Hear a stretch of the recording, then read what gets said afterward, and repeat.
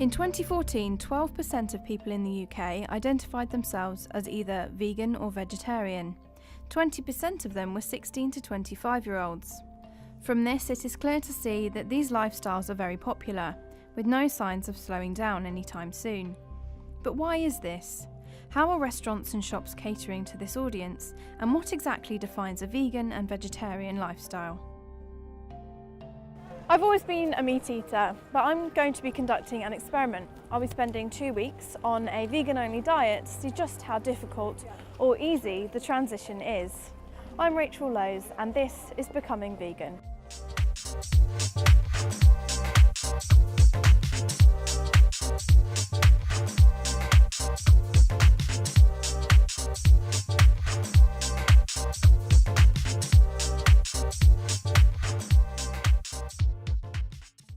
Before I started my vegan diet, I needed to find out exactly what defines a vegan. And to do this, I went to visit Mistral Elmore, a nutritionist, to get all the information I'll need to begin my journey.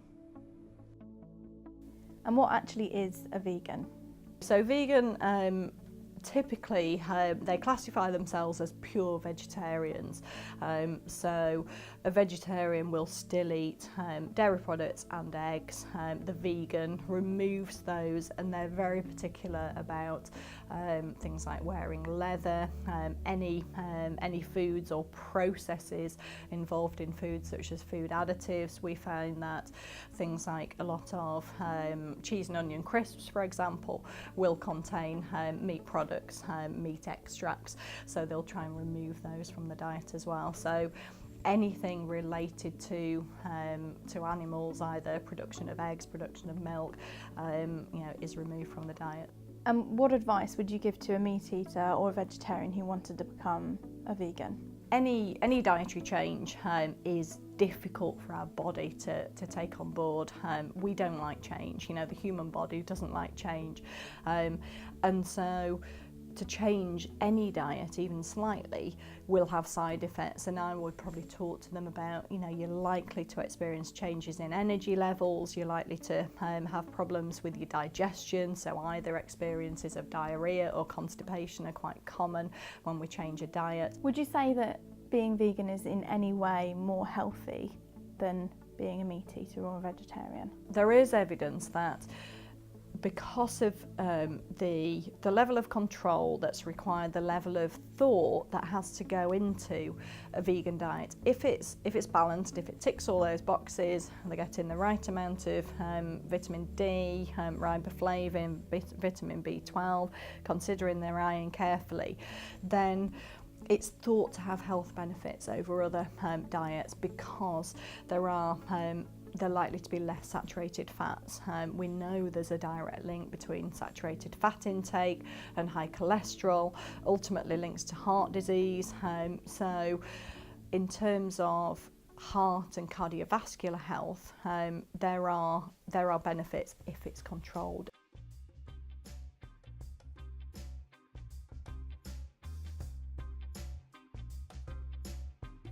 Using what I had learned from the nutritionist, I felt I was ready to start the experiment. But first, I needed to do some shopping to prepare for my vegan diet.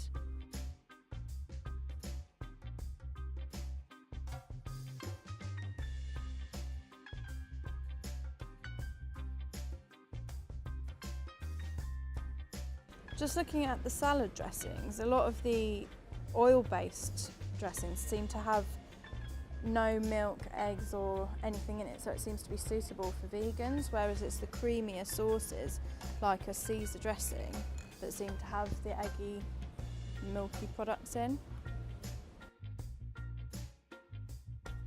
So looking at microwavable products like this, we've got a cheaper version here which has got milk protein in it, so obviously isn't suitable for a vegan. On the other hand, this vegetarian 3-bean and chipotle pepper is a more expensive product which seems to be gluten-free, vegan-friendly. So it seems like at the minute vegan-friendly foods are a bit more expensive.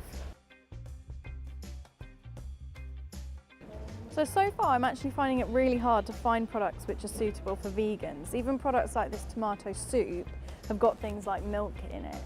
So I'm thinking maybe it's a process of perhaps having to make your own things from scratch if you want to know that it's fully vegan.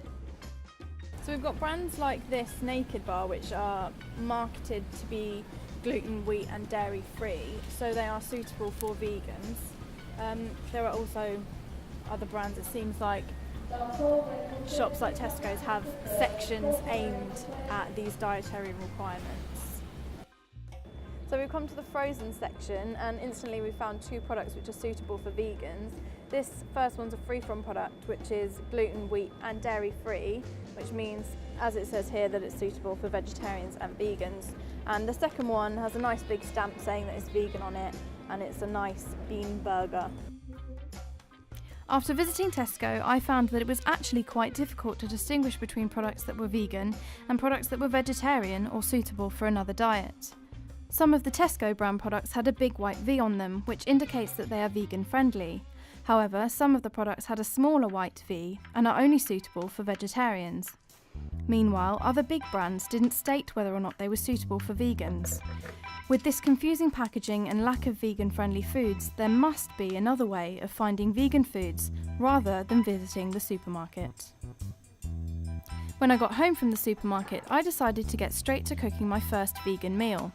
I had some vegan pasta sauce and added some peppers, then prepared my vegan pasta. Not having meat in a meal like this is completely new to me, and it will take some getting used to. But for now, this quickly made meal will do, and I'm looking forward to trying it out.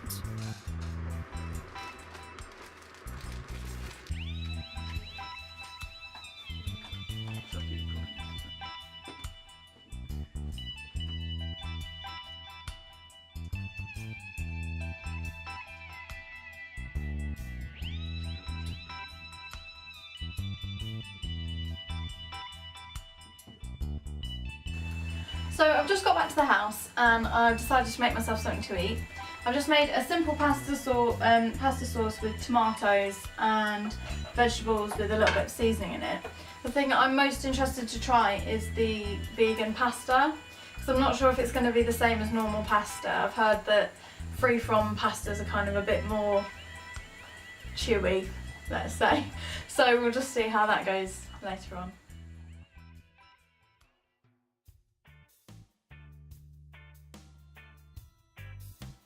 Okay, so I finished my first day. The meal I had today was actually alright. The pasta tasted pretty much the same as normal pasta. The only thing I would say is that the meal wasn't quite as filling as a meat-filled meal. As far as shopping vegan goes, I think supermarkets don't make it that easy. Sometimes a product will say suitable for vegetarians when actually it is suitable for vegans as well, or it will say it's suitable for a vegan and actually it's a product that may contain milk. So it's not that easy. I think you've got to have your head on, and I think if you wanted to do online shopping it would be quite hard. So I think perhaps kind of fresh produce is the way to go for being a vegan, rather than trying to go around a supermarket and find products that are ready made for you, which perhaps is quite a hard challenge if you don't kind of like really believe in vegan ethics.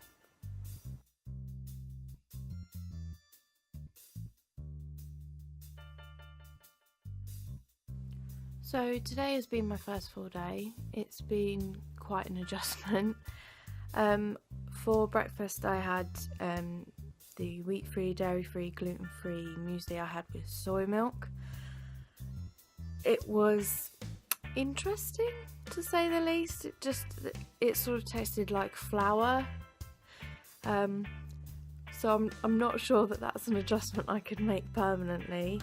For lunch I just had a jacket potato with baked beans on it, which is something that I normally have anyway, so that wasn't too bad. And dinner was just kind of like a quick stick some chips and vegan sausages in the oven, so actually on the whole it wasn't that bad. I think breakfast was the main thing that sort of threw me off to start with. Hopefully tomorrow's going to be a bit better.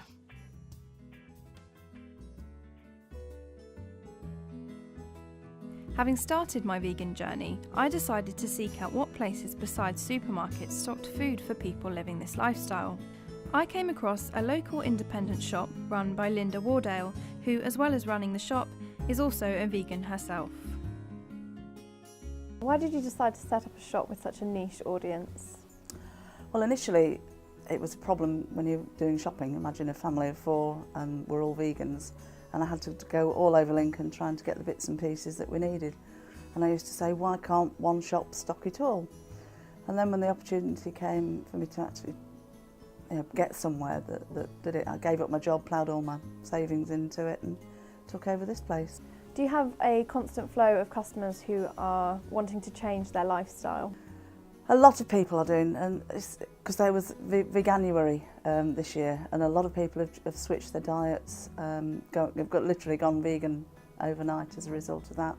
And I think a lot of celebrities, they've gone vegan, so it's in the media, and there's the health benefits and animal welfare element to it, which a lot of people are becoming aware of now.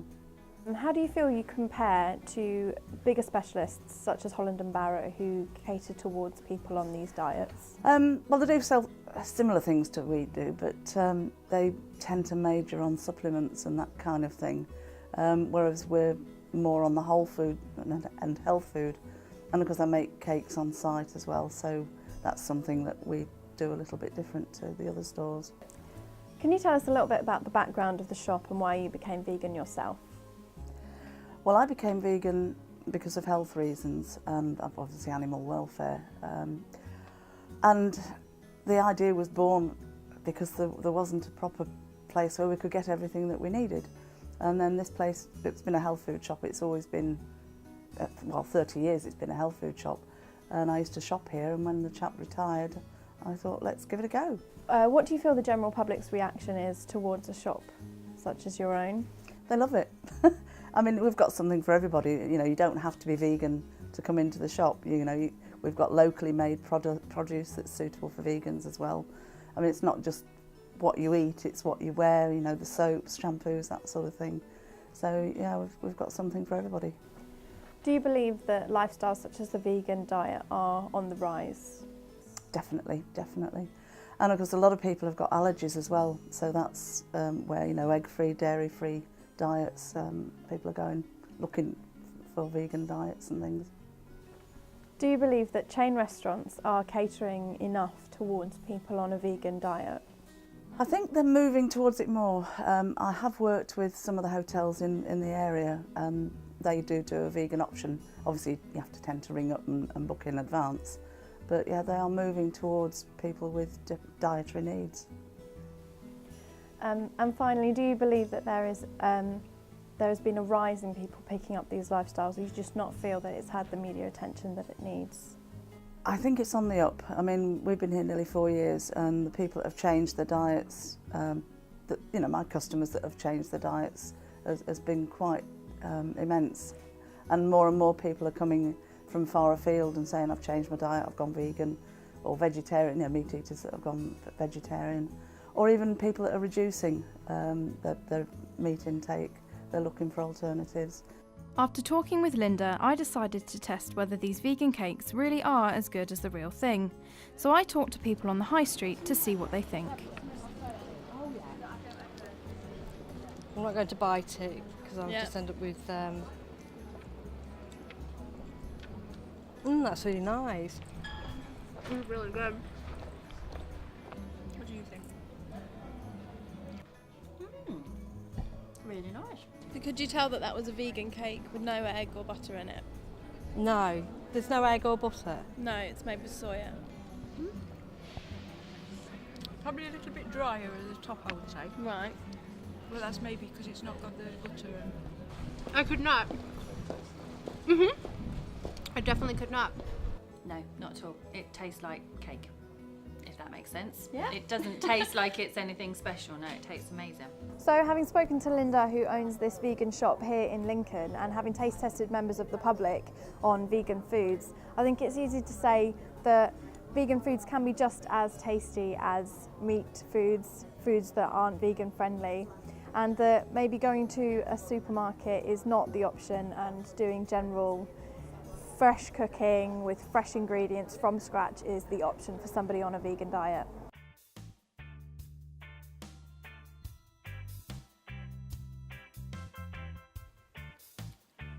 So it's Friday. It's the end of the first week. I'm starting to feel a little bit lethargic now. I think not having dairy and meat is a big adjustment to my diet. Very big adjustment, and it's kind of starting to take its toll on me a bit. So I'm finding that I'm having to eat a little bit more to get the kind of like energy that I need, but then there's probably less calories in the things I eat, so it probably balances that out. So we'll just see how it goes. We'll see if I've lost weight, put on weight, maintained my weight at the very end of the week on Sunday.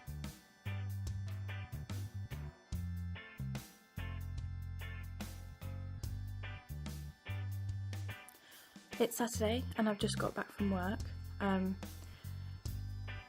I think going to work and taking a packed lunch has been a bit of a challenge. I was struggling to kind of like find something I could eat, because normally I'd take a sandwich and that would have kind of like a meat filling with something like mayonnaise in it. So that's a big difference, is that I had to find something else to eat. So I had some cereal bars, like fruit-based cereal bars, and just like some nuts and a couple of other kind of like snacky things, but enough to make a lunch. I think that's the biggest challenge to me. So I've got work again tomorrow, so hopefully I can think of something else to have. After I had started my vegan journey, I wondered why other people have chosen to live this way. Unlike me, full-time vegans live this lifestyle 24/7. I wondered what the reasons for this were, and met with some vegans to find out more. So why did you decide to take up this lifestyle? Yeah, for me it was just really eating animals and meat. Never, from about 4 or 5, it just didn't sit well with me. So I'd always want to go vegetarian kind of thing, but I never really stuck at it. Then once I turned 16, I thought it really didn't sit well with me. I didn't enjoy the thought of eating meat. I only did it for habit and taste. So I thought I'm going to commit to it. I went vegetarian, and as soon as I went vegetarian, I sort of started realising that the milk industry and whatnot are exactly the same, and it links together very strongly. So I just made that immediate commitment just to go straight vegan. So for me, it was just, I didn't agree with the whole situation of the whole animal industry. Yeah, I think for me it's kind of quite opposite. I turned vegan about a year ago now, and it was all from watching. I was a meat eater, like loved eating meat, cheese, milk, whatever. And I watched a film called Vegucated that was about follow these 3 people that try and change their diet to help their health and for the environment and for the animal rights issues. And I was like, well, why not give it a go? So I did. I literally overnight I went from being a meat eater to not eating any animal products at all. Did you find the transition from meat eater to vegan quite a difficult thing? I personally didn't know, because I was so committed to it, and for years I'd sort of been building up to it. As soon as I did it, I just went straight for it. I had no sort of temptations at start, but the big help for me was my parents helped me out a lot. I've heard some people had no backing from the parents, so they had to go out and do their own shopping and discover everything, where I had my parents who would help me cook. They were as interested in me, so they were helping me stay healthy through that first stage to fully find out everything about it. So yeah, it was a really easy transition. So you said that your parents were quite supportive. In other areas, did you find the transition into veganism quite troubled. Did you have any other difficulties? Yeah, I think university is quite a difficult place to be vegan sometimes. Like if you go out for the night and then go home and get a takeaway, your options are chips or nothing. But the other day I had ordered takeout from pizza from Papa John's, and they did it without cheese. No problem, it was really nice. So I think you've just got to make a bit more of an effort to find the alternatives. So do you not think that vegetarianism is enough then? I personally don't at all. I understand why some people will go vegetarian and just be happy with that, because I thought that's how I would, but once I went vegetarian I started seeing how the dairy industry pretty much keeps the meat industry sustainable. So when a milk cow gives birth, that's where veal comes from.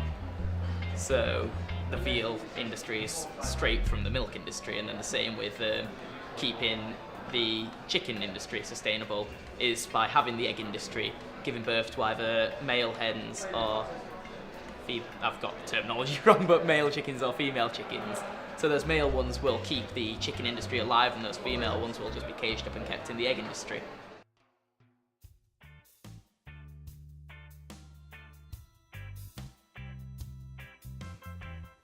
It's Tuesday night.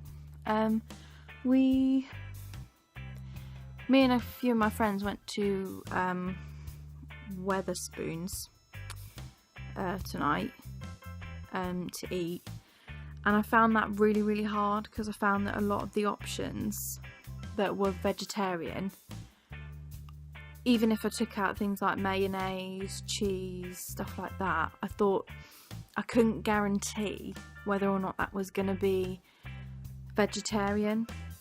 So the going out for a meal, I think, with people who eat meat was really, really difficult for me, especially going from somebody who eats meat, being used to being able to choose all those options, being able to eat whatever I wanted at a restaurant was really quite a big change. So I ended up basically just having sides again, like I did the first time I went and ate out, and it was just like it was just really hard. It was just really hard to kind of keep that self-control as well. And then I ate an onion ring, and then it wasn't until later when I thought, oh, what if they dip that in egg? So it's just like normal things that I would normally eat are just cut off. So it's quite a big change.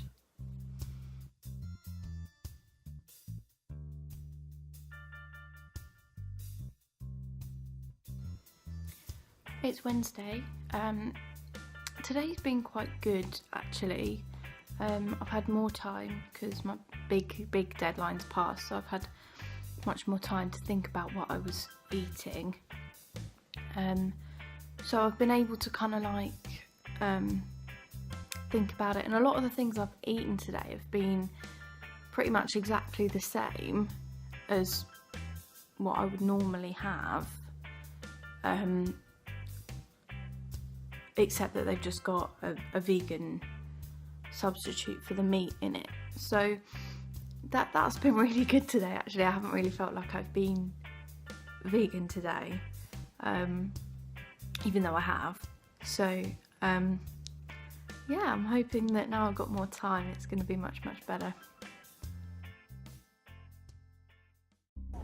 If these 2 weeks have taught me anything, it's that major dietary changes, such as becoming vegan from being a meat eater, are not to be entered into lightly.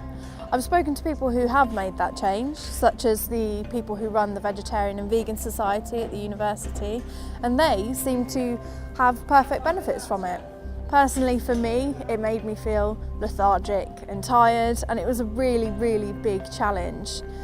I think community within your dietary change is really important, which I learned from Linda at the Yellow Belly shop at the top of the hill in Lincoln. But I think the most important thing is just having something to believe in your dietary change. And I think for me, because I don't believe in the ethics behind veganism, that made it much harder.